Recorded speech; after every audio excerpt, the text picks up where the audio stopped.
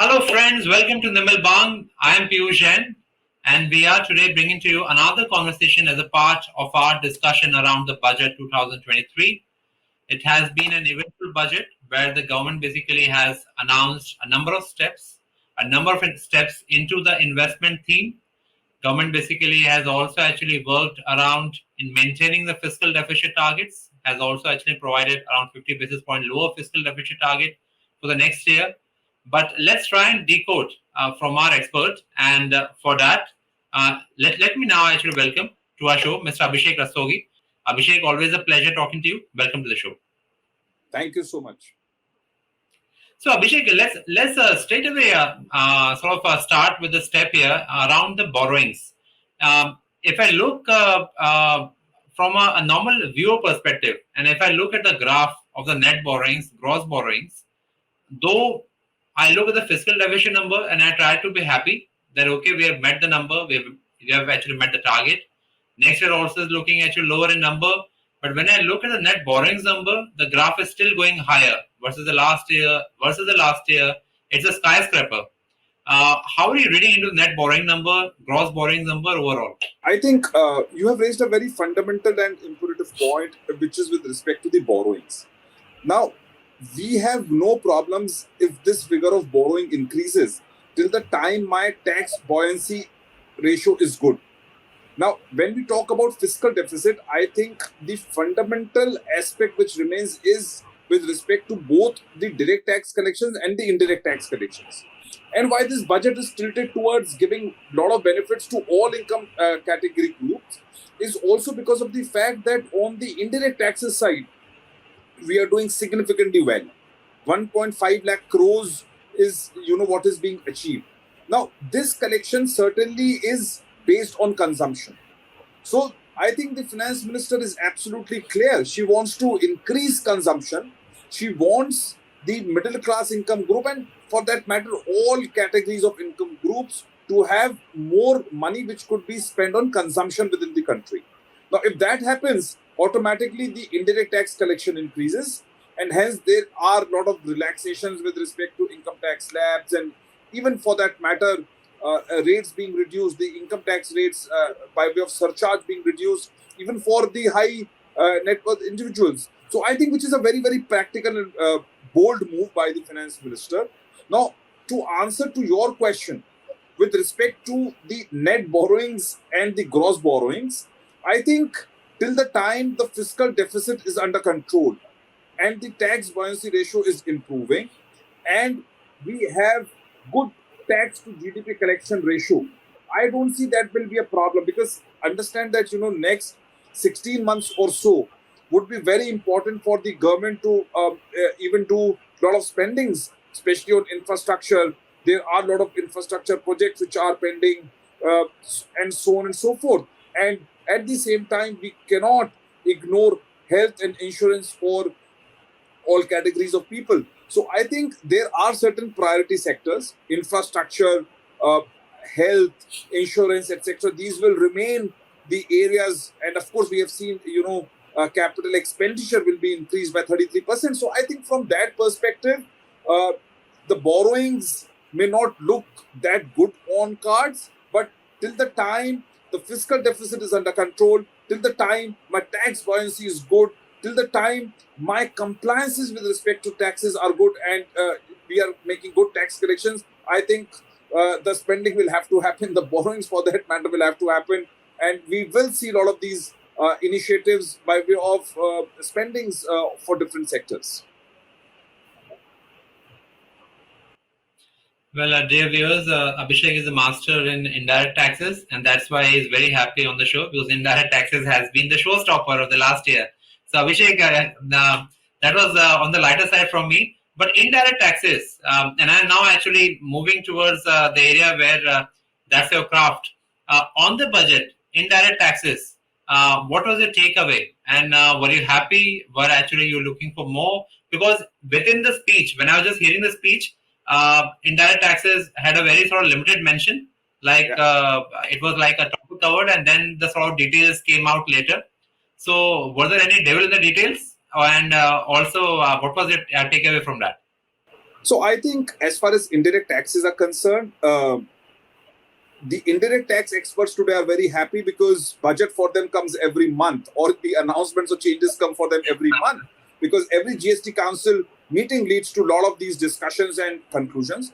But to be fair to the GST council and to the finance minister, I think all of that what has been recommended or agreed has come by way of amendments to the statutory provisions, because this is the time of the year when those statutory changes which are required to be made are made. So those changes are there.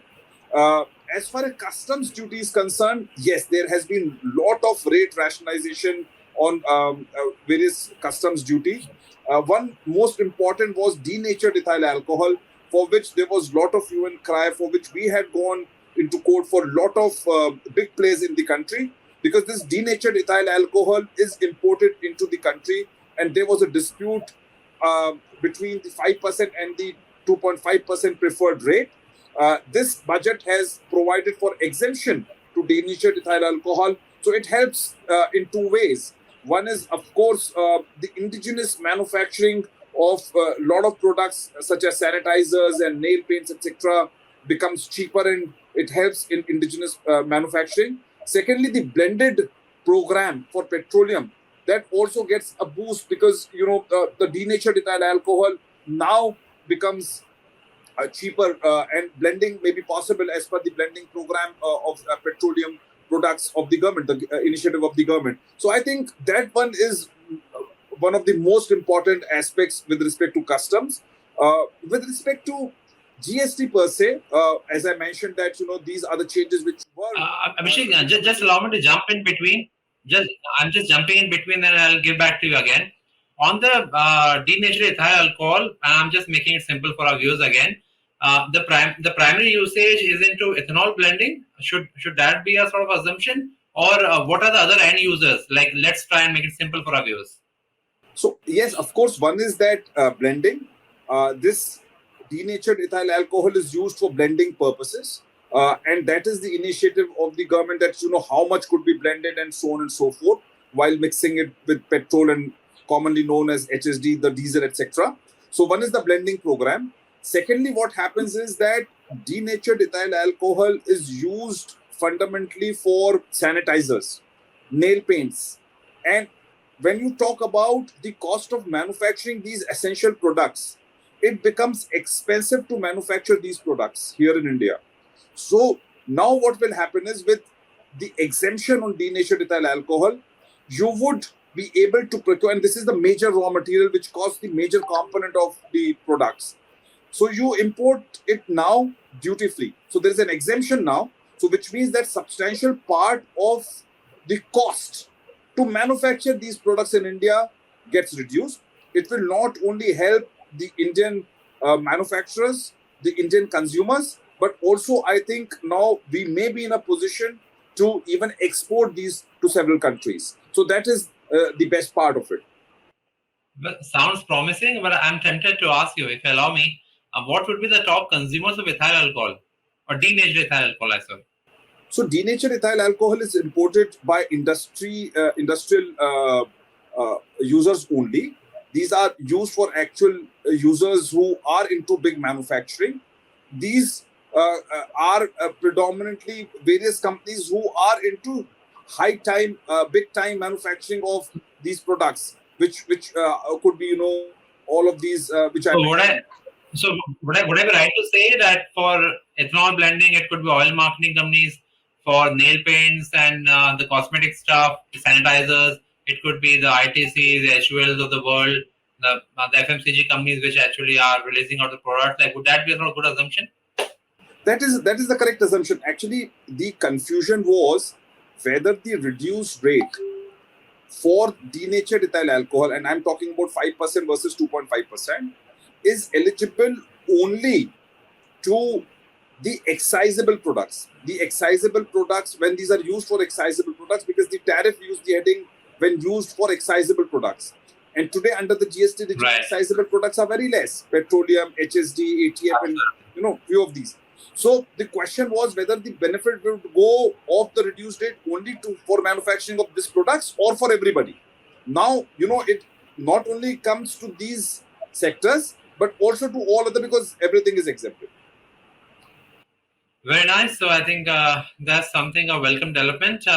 Please continue. I'm giving back to you as you were talking about the other products. So I think one more important change, going back to the GST, is with respect to the CSR, corporate social responsibility. There is some blocking of credits when you avail those credits with respect to the expenditure which you incur for corporate social responsibilities. So I think that blocking of credit has happened. From any perspective, blocking of credit under GST is not a good sign because it leads to tax cascading. We will have to basically see that where was the recommendation by the GST Council for such blocking, and possibly see whether such an issue would be relevant to be taken to the court for judicial review. Okay, and that's another important point here. But apart from denatured ethyl alcohol, were there any other products where actually you observed something interesting? Like I was looking at some products. There was styrene, there was vinyl chloride, there was naphtha. It also basically figured crude glycerine, fluorochemicals also. Any of those products where you were tracking closely? So I think, see, most importantly, most of these products, if you will see where the duties have been reduced, is with respect to the raw material part. So today, the objective is very clear that, we want to make India a manufacturing hub, or to possibly facilitate in terms of lower cost for procuring of these raw materials. So if you see the trend is not to reduce duties on final products. That is not the intent. But the intent is to reduce Right. duty on a lot of these materials which will form part of the supply chain. So there are a lot of these changes to toys and gems and jewelries and IT electronics and so on and so forth.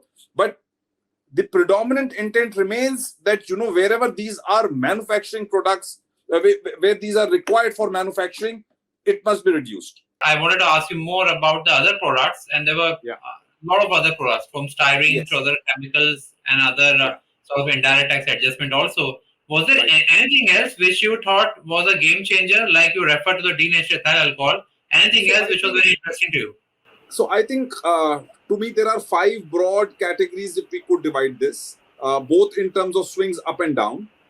One is, of course, this benefit to the chemical industry, which is coming due to the exemption to denatured ethyl alcohol, which we spoke. Then second is with respect to automobiles and EVs.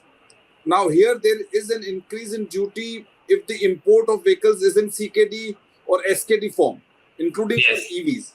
Because interestingly, the government is very clear. We would want to reduce the duties, or including on EVs, but if that manufacturing happens in India. So if I want to import Tesla in a CKD, SKD form from outside of India, then of course the duties will remain high. But if I want to buy Tesla by manufacturing here it in India, and all parts are coming and so on and so forth, then of Make course in there India. will be benefits to the EV sector. So I think, which is the direction which this government is following, that they would want to encourage indigenous manufacturing. So keeping that in mind, the third sector is toys. If you see clearly the toys, the rate may not be, a very good news for kids, especially if you see a lot of these toys which are imported, and these are, expensive toys. But the duty has been increased on these toys. Some of these toys, there is nothing, which is identical or similar, because these are some branded toys which get imported. And if you talk to kids, they would want to have that specific brand. They would not want to look into the alternative substitute. But yes, the toy industry will get the benefit. The Indian manufacturing sector will get benefit with respect to this, because the imported toys will become expensive now. Similarly, if we see IT and electronics, there is reduction in duty rates for manufacturing of TV panels and certain parts of mobile phones like camera lenses, etc. So the intent again is like this, that if we want to make TV panels here in India, that material or those inputs which are required for manufacturing here in India, we would want to reduce. but otherwise we would not. So they would want to clearly encourage that sector of manufacturing here in India. The other one is gems and jewelry, and we know for a fact that there is lot of now trend which is now going towards artificial diamond. The raw material Dubai, for that Dubai is a big example. Everybody's setting up there. Dubai is a big example, and India very soon you will see will become the hub of manufacturing. Today, there are a lot of labs. The lab testing, etc., happens here in India. A lot of processes with respect to this finishing and sorting and grading, etc., happens here in India. But I think this industry needs a push, and India can become the manufacturing hub as far as this artificial diamond is concerned. So the raw material for that diamond, the lab-grown diamond, that raw material will now be lesser in terms of the import duties, and hence manufacturing here in India would become more effective. So I think these are 5 sectors which have got the direct or indirect brunt or the rationalization due to customs. Just one question, and I wanted to ask this question to you. You just mentioned it. Machines, like if you're talking about the sort of lab-grown diamonds, was this the only impediment? Because as far as what we know, like even my friends actually are setting up in Dubai, is this something which you think is going to absolutely change the tide towards Indian manufacturing? So I think, of course, see what happens is that raw material cost is a variable cost in the sense that, it becomes the direct cost of manufacturing. Now, of course, when you talk about the capex, when you talk about the best of machineries and the duties which could be given or foregone with respect to these machineries, yes, of course, today there are duties which will be applicable on these machines being imported, but that will completely depend on what my structure will be. If I'm exporting most of these diamonds, it doesn't make a difference to me at all, because the IGST portion, I would get the refund. The only brunt which will be there as far as the cost to me is concerned would be on the basic customs duty.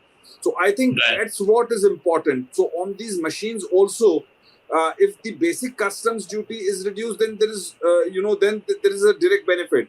IGST and all will not be a big difference to me, because in any case, if I'm an exporter, I'll get the refund of that IGST portion.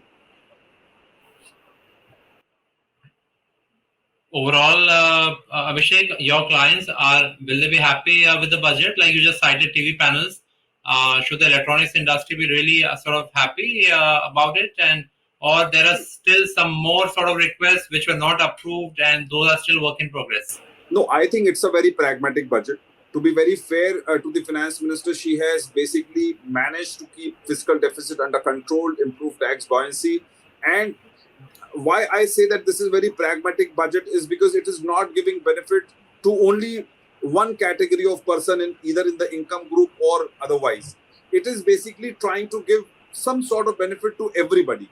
So while the focus of the government will remain on expenditure, will remain on capital expenditure, but this budget ensures that it is giving something back to everyone, to every individual. And that's why I mentioned, and I had mentioned that even before the budget announcement speech, that even the high net worth individual are looking for some benefit with respect to surcharge.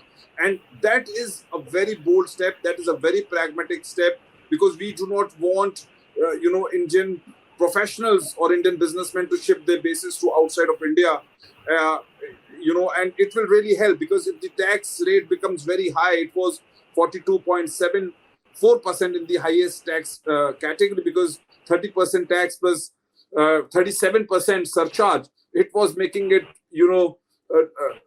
demotivational for Indian individuals to operate from here. And if they had a choice, they would, want to go out. So I think from that perspective of pragmatism, this budget is given not only to the middle class income group, but also to the high income category group.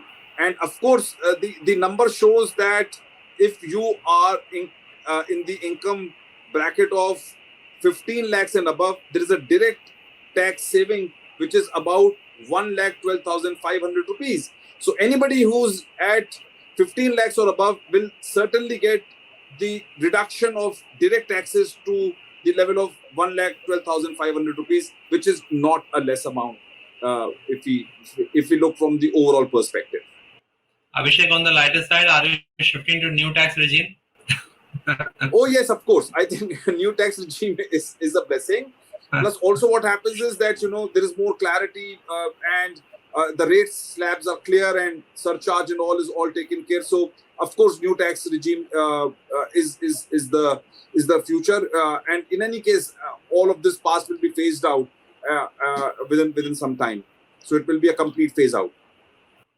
Last question to Abhishek, just touching back on the high net worth sort of development you just talked about, and it's very important for our viewers. I think remember all asset management companies, they rely for their income a lot on this class.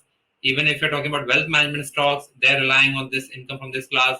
Banks also actually derive a lot of fee income from this class. So there are a lot of stocks which are dependent on this. From the high net worth development which you've seen, isn't the tax still very high? Like there are a lot of jurisdictions in Europe also and other jurisdictions also where actually you can really get far lower tax. Has the government just taken the first step and it is still desirous to get actually the tax slightly lower? Like what would be your opinion? See, I think we are moving in the right direction. According to me, there should not be any surcharge at all. The highest category of tax rate at 30% in itself is very high. So for an individual who's already earning more than 5 crores is also contributing very high amount. So it is not that he's not contributing. So any very high amount, I think surcharge to the extent of 2% or 5% is still okay. But I think the moment it goes beyond 5%, it kills. So what I suggest is that there must be more motivation for the high income group category. In any case, if they're earning more, they will have more motivation to earn more and they will give more 30% out of that earning to the government.